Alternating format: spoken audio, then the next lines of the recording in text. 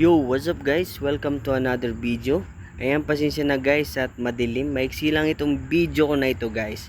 Gusto ko lang mag-react sa statement ng ating two times gold medalist kay Carlos Adrian Yulo. Ayan guys, napanood ko lang ngayon lang yung kanyang video na nagsalita siya. Yan, pinrotektahan niya yung kanyang sarili at yung kanyang minamahal. Yan, tama lang na suportahan yung kanyang minamahal. Dahil kung hindi niya susuportahan at ipagtatanggol ang kanyang minamahal ay iwanan siya nito. Siyempre, sino ang unang-unang magpoprotekta sa iyong girlfriend o sa iyong gustong maging asawa, kundi ikaw? Unang-unang ikaw ang magsusuporta sa iyong girlfriend, sa iyong pamilya. Kung kung inaagabyado, 'di ba? Yan, tama yung ginawa niya. Kita ko guys ay maraming cut yung video, parang maraming inedit, no?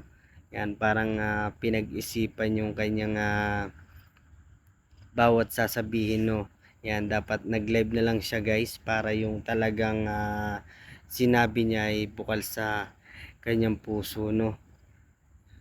Sa sinasabi niya guys na ginastos nung nanay niya yung kanyang incentive na more than 70,000. Hindi niya tinanong, hindi niya sinabi kung magkano, no.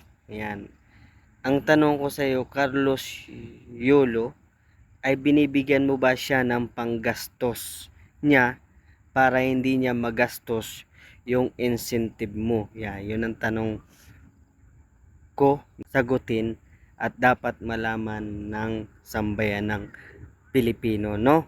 At yung sahod mo, allowance monthly na nagastos niya, yan, tanong ko din sa iyo, monthly ba nagbibigay ka sa kanya ng panggastos niya, no? Ayan, ano ang gagawin niya, no? Siyempre gagastusin niya yung monthly allowance mo na natatanggap niya dahil nasa kanya yung ATM mo, no?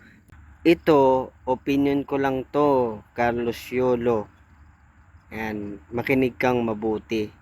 Yung sinasabi niya na mauubos ka ay maling-mali yun. Hindi ka mauubos. Dahil nandito ka na, oh, nasa taas ka na. Yan, pwede ka nang humiga sa pera. Yung matatanggap mo at matatanggap mo pa in the future ay hindi yun mauubos. Yan, parami ang iyong income niyan. Yan, hanggang sa humiga ka na or maligo ka na sa pera. Hindi yan mauubos. Pero ito ang masasabi ko sa iyo. Yan, wag na wag mong pagdamutan ang iyong nanay. Dahil kung wala yung nanay mo, wala ka dito sa mundo. Ayan, nandun na tayo. Wala ka dito sa mundo kung wala siya, no? Ayan, ang masasabi ko sa iyo, hindi maubos yung pera mo. Pero yung kaluluwa mo sa ginagawa mo sa magulang mo, yun ang mauubos mo, namamalayan na sa impyerno na pala yung bagsak mo, no? Pag nautas ka, no?